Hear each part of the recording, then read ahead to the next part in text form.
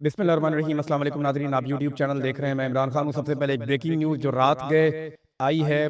रात 27वीं की रात थी रमज़ान मुबारक की और लोग इबादत कर रहे थे। एक मरतबा फिर पाकिस्तान एयरफोर्स ने अटैक किया अफगानिस्तान पे और काबुल और नंगरहार पे हमले किए गए हैं। और जो पाकिस्तान की तरफ से खबर जारी की गई वो ये है कि दहशतगर्दों पे हमले किए गए हैं और जो कुछ अस्करी मकामात और अहदाफ हैं उन्हें निशाना बनाया गया है। ये दावा पाकिस्तान की जानिब से किया गया।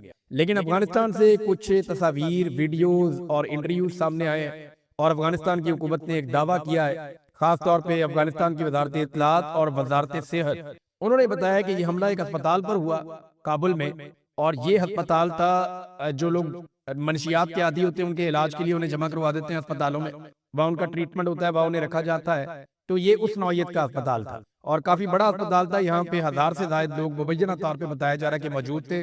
इस अस्पताल के ऊपर बमबारी हो गई है और इसके नतीजे में जो डिफरेंट इतलात आ रही है, जो एक इंफॉर्मेशन दी है अफगानिस्तान की वजारत सेहत ने, उन्होंने 200 से ज्यादा अफराद बताया और कुछ मकामी जो सहाफी हैं वो दावा कर रहे हैं कि 400 तक लोग वहां पे जाँ बहक हो गए अस्पताल के ऊपर जो अटैक हुआ है। अब पाकिस्तान की जो सरकार है, पाकिस्तान के जो अस्करी जराए हैं, उनके दावे हैं कि जी ऐसा कुछ नहीं हुआ, हमने तो सिर्फ अस्करी अहदाफ को निशाना बनाया जहां से पाकिस्तान में दहशतगर्दी हो सकती है। जबकि अफगानिस्तान की गवर्नमेंट और उनकी वजारत वो ये कह रहे हैं कि अब पाकिस्तान ने जो एरियल स्ट्राइक किया है, फिजाई हमला किया है, उसके नतीजे में अस्पताल के ऊपर बम गिरे हैं और वहां पे लोग जाँ बहक हुए। अब इसकी मजीद तहकीकात होंगी, आलमी इदारे इस पे बात करेंगे तो पता चलेगा कि क्या हुआ। लेकिन बड़ा अफसोसनाक वाकया है, ये बम किसी का भी गिरा हो, कहीं से भी आया हो, ये किसी ने भी तबाही की हो, लेकिन ये खित्ते में अमन और इस्तेकाम के लिए कोई अच्छी चीज नहीं है कि इतने बड़े पैमाने पे लोग जो एक बिल्डिंग के अंदर बंद है। क्योंकि आप याद रखिएगा, जहाँ पे ऐसे मरीजों का इलाज किया जाता है जो मंशियात के आदी हों, उन अस्पतालों को ताले लगे हुए होते हैं, वहाँ सिक्योरिटी का बड़ा कड़ा इंतजाम होता है और कोशिश की जाती है कि वहां से बाहर ना निकल सकें ये लोग, क्योंकि ये भागने की कोशिश करते हैं दौरान इलाज। तो ऐसी जगह के ऊपर हमला किया गया जहां से लोग बाहर भी नहीं जा सकते थे। तो ये बड़ा खौफनाक है। अब पाकिस्तान की गवर्नमेंट तो तरदीद कर रही है, जराए से अभी तक तरदीद आ रही है और जब इसकी कंफर्मेशन आएगी चीजों की तो नेक्स्ट वीलॉग में हम आपको बाकी कुछ बताने के काबिल हो जाएंगे। डोनाल्ड ट्रंप ने एक बड़ी लंबी प्रेस कॉन्फ्रेंस कर दी है। देखिए, अमेरिका जब जंग जीत रहा होता है ना तो फिर वो एंजॉय कर रहे होते हैं, फिर सिर्फ जेस्चर्स दे रहे होते हैं, फिर सारे लोग कुछ और बोल रहे होते हैं। लेकिन जब अमेरिका जंग नहीं जीत रहा तो हालात बहुत खराब है। डोनाल्ड ट्रंप अमेरिका के अंदर इंटरनल पॉलिटिक्स में बहुत बुरी तरह फंस गए हैं। डोनाल्ड ट्रंप की हमायत खत्म होती जा रही है, हत्ता कि इसराइल की जो हमायत है अमेरिका में वो भी कम हो रही है। अभी एक नया सर्वे करवाया गया है और उस सर्वे के नतीजे ये बताते हैं कि डोनाल्ड ट्रंप की मकबूलियत तो वैसे ही फारिग हो गई और ये जो जंग है इसको अमेरिकन समझते हैं कि ये इसराइल की जंग है, अमेरिका की जंग नहीं है। ये 84% इसराइली ये समझते हैं, सीएनएन ने जो सर्वे करवाया। और अभी एक और सर्वे में इसराइल की हमायत अमेरिका में कम हो गई। ये जो अभी गजा के अंदर हुआ उसकी वजह से और खास तौर पे ईरान के ऊपर जो अटैक किया अमेरिका ने और इसराइल ने मिलकर, अमेरिकन ये समझते हैं कि ये नेतन्याहू की वजह से हुआ और अमेरिका भी फंस गया। बहरहाल डोनाल्ड ट्रंप ने एक बड़ी लंबी प्रेस कॉन्फ्रेंस की, उसमें सवालात और जवाब भी हुए। डोनाल्ड ट्रंप के साथ बाकी लोग भी मौजूद थे। जो अहम बातें डोनाल्ड ट्रंप ने कही प्रेस कॉन्फ्रेंस में वो मैं आपके सामने रखता हूं, फिर आपको बड़ी इंटरेस्टिंग चीजें मैं बताऊंगा। एक तो ये बात आप ध्यान में रख लें कि डोनाल्ड ट्रंप का जो एक ये ऑपरेशन था ना, जिसका उसने नाम रखा ऑपरेशन एपिक फ्यूरी, ये अब एक एपिक फेलियर बनता जा रहा है। और ये मैं नहीं कह रहा, ये बहुत सारे लोग कह रहे हैं। डोनाल्ड ट्रंप ने जो कुछ बातें की कि जंग इसी हफ्ते खत्म हो सकती है या जल्द खत्म हो सकती है, ये भी कहा। फिर ये भी कहा कि ईरानी फौजी ताकत को हमने मुकम्मल तौर पे तबाह कर दिया है। फिर सेम टाइम में डोनाल्ड ट्रंप ने यह भी कहा कि ईरान हजारों मिसाइल आसपास के ममालिक पर दाग रहा है जो इस जंग में शामिल होने की तवक्को नहीं रखते। यानी डोनाल्ड ट्रंप का ना सीएनएन ने एक क्लिप जारी किया जिसमें एक ही प्रेस कॉन्फ्रेंस में डोनाल्ड ट्रंप चंद मिनट पहले कोई और बात कर रहा है, चंद मिनट बाद कोई और बात कर रहा है। इसी प्रेस कॉन्फ्रेंस में डोनाल्ड ट्रंप कहता है हमें किसी की मदद की जरूरत नहीं है और इसी में कहता है हमारी मदद करने के लिए कोई क्यों नहीं आ रहा, हमें मदद चाहिए। इसी में डोनाल्ड ट्रंप कहता है कि ईरान को मुकम्मल तबाह कर दिया, हम जंग जीत गए हैं। इसी में डोनाल्ड ट्रंप कहता है कि जनाब आप नए हुर्मुज़ को खुलवाने के लिए सबको आगे आना पड़ेगा, अमेरिका को मदद चाहिए। और इसी में डोनाल्ड ट्रंप कहता है कि अब ईरान के पास बहुत थोड़े से मिसाइल, चंद ड्रोन रह गए हैं।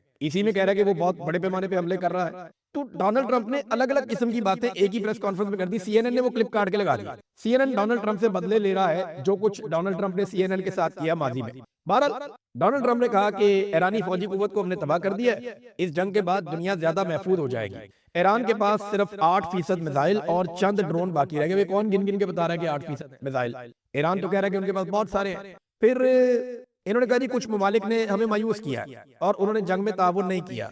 नेटो के हवाले से डोनाल्ड ट्रंप ने कहा कि हमने नेटो पर अरबों डॉलर खर्च किए हैं मगर वो हमारे दिफा के लिए मौजूद नहीं है और आपने हुर्मत पे हमें मदद नहीं दी गई। अमेरिका का सिर्फ 1% तेल आता है, आबनाए हुर्मस से, जबकि चीन 90%, जापान 95%, कोरिया अपना 35% तेल आबनाए हुर्मस के रास्ते से हासिल करता है। ये तमाम ममालिक अपने बहरी बेड़े भेजें और इनकी ये जिम्मेदारी बनती है। अब डोनाल्ड ट्रंप इन तमाम ममालिक को कह रहे हैं कि आओ और आकर मदद करो और आबनाए हुर्मस को खुलवाओ, हमसे नहीं खुल रहा। तो ये तमाम ममालिक जानते हैं कि उसको खुलवाने का सबसे आसान तरीका ये है कि जंगबंदी हो जाए, इसराइल और अमेरिका यहाँ से पीछे हट जाएं, तो ईरान ऑटोमेटिकली इसको खोल देगा, क्योंकि ईरान की लड़ाई अरबों के साथ तो है ही नहीं। ईरान ने तो आपने हुर्मुज़ को बंद किया सिर्फ और सिर्फ डोनाल्ड ट्रंप को तकलीफ देने के लिए, या दुनिया को ये बावर करवाने के लिए यहाँ जंग लगी हुई है, तुम्हें फर्क पड़ना चाहिए। क्योंकि अगर आपने हुर्मुज़ बंद नहीं होता तो अमेरिका और इसराइल चाहे 5 साल मारते रहे ईरान को, दुनिया को परवाही नहीं है, सबका तेल जा रहा है। लेकिन अगर वो बंद हो जाता है, वहां पे जहाज खतरे में आ जाते हैं, तो फिर दुनिया को फिक्र करने की जरूरत है। तो एक्चुअली ईरान ने दुनिया को झंझोड़ा है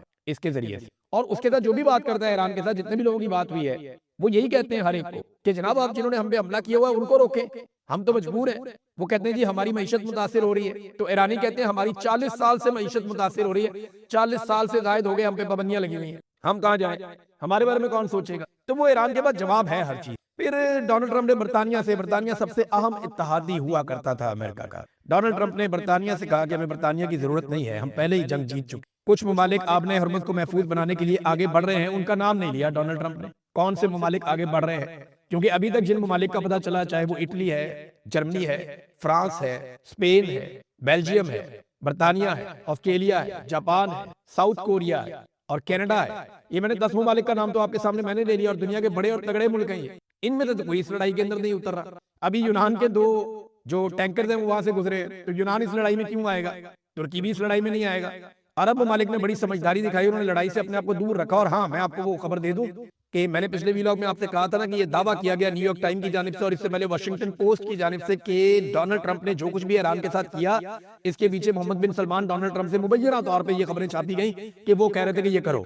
लेकिन एक मरतबा फिर सऊदी अरब से जो सोर्सेज है उन्होंने तरदीद की, उन्होंने कहा जी ऐसा कुछ मोहम्मद बिन सलमान ने नहीं कहा, और ये लड़ाई जो है वो हमारे गले ना डाली जाए। तो सऊदी अरब तो बार बार ये कहता है कि हम लड़ाई नहीं लड़ना चाहते ईरान के साथ, हम पुरअमन तरीके से रहना चाहते हैं। एक और चीज डोनाल्ड ट्रंप ने जब सवालात पूछे गए तो उन्होंने कहा जी मुझे नहीं पता कि आयतुल्लाह मुज्तबा खामनई जिंदा है या नहीं है, लेकिन ये बात बहुत सारे लोग कहते हैं कि वो जख्मी है या माजूर हो चुके हैं। इस किस्म की बातें डोनाल्ड ट्रंप ने की। फिर उन्होंने कहा जी ईरान की सारी क़यादत खत्म हो गई है, हम किससे मुज़ाकरात करें हमें मालूम नहीं है। 100 से ज्यादा बहरी जहाज उन्होंने कहा जी हमने तबाह कर दिए, 7000 अहदाफ को हम निशाना बना चुके हैं। और ये डोनाल्ड ट्रंप ने पहली मरतबा एतराफ किया कि जो अहदाफ निशाना बनाए वो मिलिट्री और कमर्शियल थे, यानी कमर्शियल अहदाफ को भी निशाना बनाया गया। ये डोनाल्ड ट्रंप ने खुद एतराफ किया है कि हमने कारोबारी मराकज को और कमर्शियल तनसीबात को निशाना बनाया है। अब अगर इसके मुकाबले में ईरान ये करता है तो वो बदले में करेगा। तो डोनाल्ड ट्रंप ने खुद इस बात का एतराफ कर लिया। नाज़रीन, एक और बड़ी इंपॉर्टेंट चीज है, लेकिन डोनाल्ड ट्रंप के स्टेटमेंट के बाद मैं आपको बताता हूँ। डोनाल्ड ट्रंप ने कहा जी कि पीर के दिन हमने 3 ऐसे अहदाफ को निशाना बनाया जहां ड्रोन और मिसाइल बनाए जाते हैं। इस जंग में अब कुछ भी बाकी नहीं बचा, यानी अब जंग से निकलना चाहते हैं डोनाल्ड ट्रंप। समंदर में जो बारूदी सुरंग है उसके बारे में उन्होंने कहा हमें मालूम नहीं है, लेकिन ये काम करने वाले 30 जहाज हमने डबो दिए हैं पानी के अंदर। फिर उन्होंने यूरोप को डराया डोनाल्ड ट्रंप ने कि प्यूटन सिर्फ अमेरिका से डरता है और नेटो सिर्फ अमेरिका है, यूरोप से प्यूटन बिल्कुल नहीं डरता।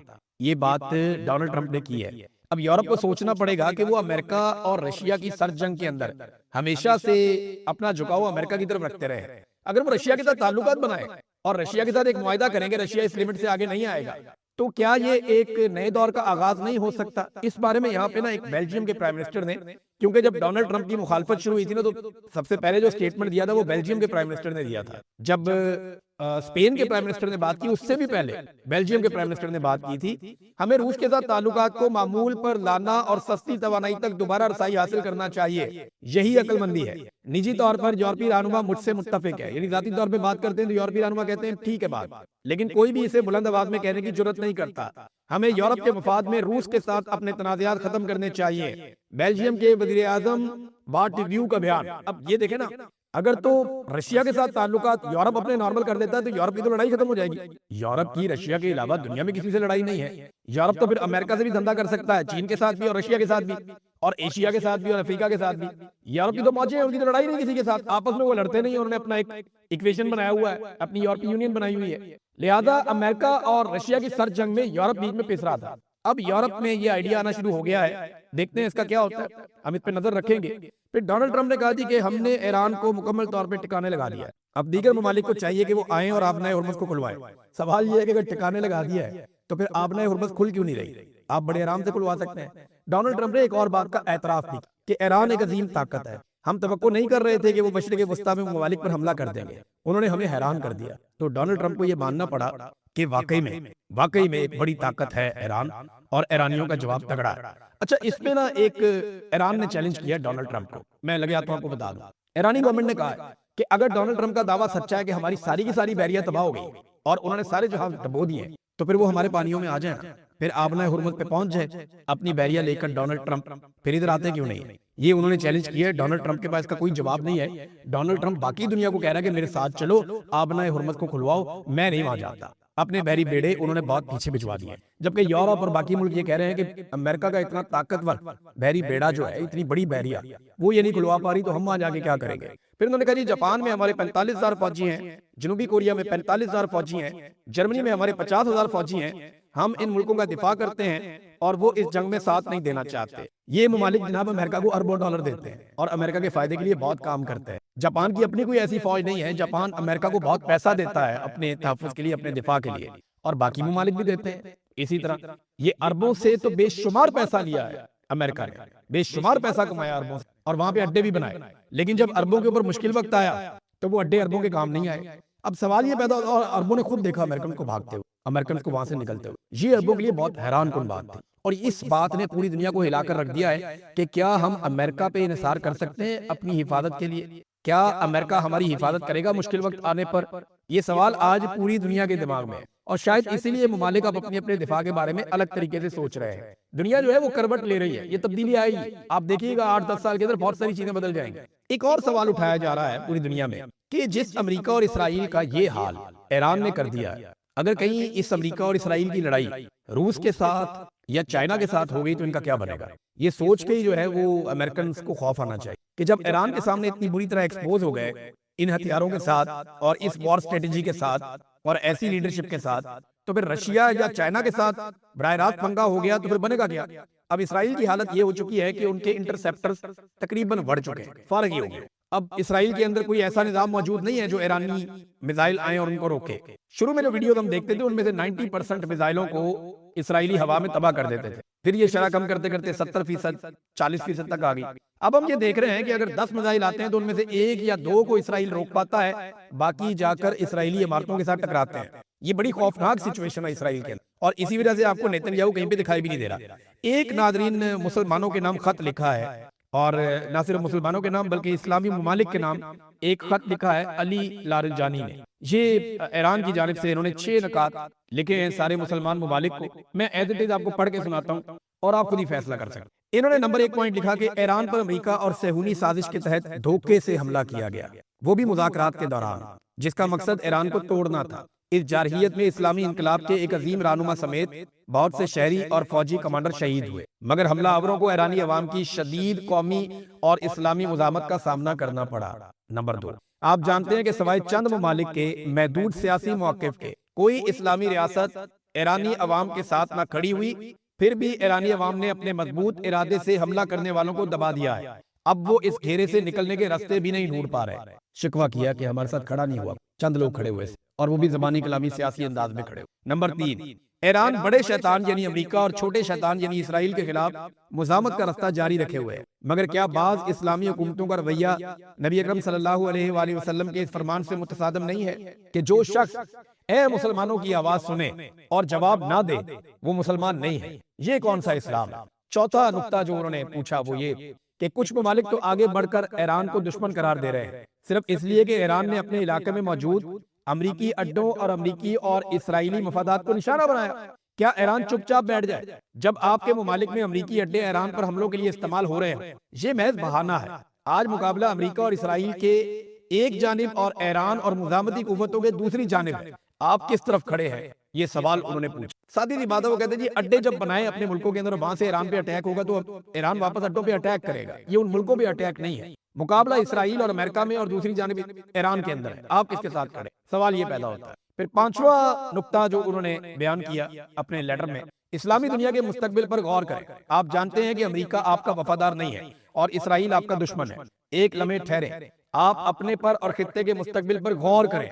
ईरान आपके साथ मुखलिस है, वो आप पर गलबा नहीं चाहता, यानी ईरान यहाँ कब्जा नहीं करना चाहता, ईरान यहाँ पे कोई एक्सटेंशन नहीं करना चाह रहा, कोई एक्सपेंशन का प्लान नहीं है, वो इसराइल का है। तो ये ईरान ने यहाँ पे क्लियर किया कि अमेरिका आपका वफादार नहीं है, ईरान गलबा नहीं चाहता, ईरान आपका दोस्त है। नंबर 6, अगर उम्मत मुस्लिमा मुकम्मल ताकत के साथ मुत्तहिद हो जाए तो ये इत्तेहाद तमाम इस्लामी ममालिक के लिए सलामती, तरक्की और आज़ादी की जमानत बन सकता है। वैसे ईरान ने जितनी बहादुरी के साथ ये लड़ाई लड़ी है ना, अगर एक मुल्क ये कर सकता है तो सोचिए अगर मुसलमान ममालिक सारे इकट्ठे हो जाए। हमारे पास कितना पैसा है, कितना कुछ है मुसलमान मुल्कों के पास, ये पहले भी बहुत दफा आइडिया आया मार्केट में। तो इंसानियत के नाम पे इकट्ठे हो जाए, खाली मुसलमान मुल्क नहीं, बाकी ममालिक भी इकट्ठे हो जाए साथ में, जो रीजन है वो सारा इकट्ठा हो जाए। जैसे यूरोपीय यूनियन है, वो सब इकट्ठे रहते हैं, अगर ये रीजन भी इकट्ठा हो जाए और आपस में मुआहिदा करने कि हम आपस में कभी नहीं लड़ेंगे, हम तरक्की करेंगे, तामीर करेंगे, गरीबों को फायदा देंगे, अपने लोगों को अपलिफ्ट करेंगे, अगर ये सारे मुल्क मिलकर फैसला कर ले और ये खून रेजी बंद हो जाए तो चंद जर्नैलों की दिहाड़ियां तो खत्म हो जाएंगी,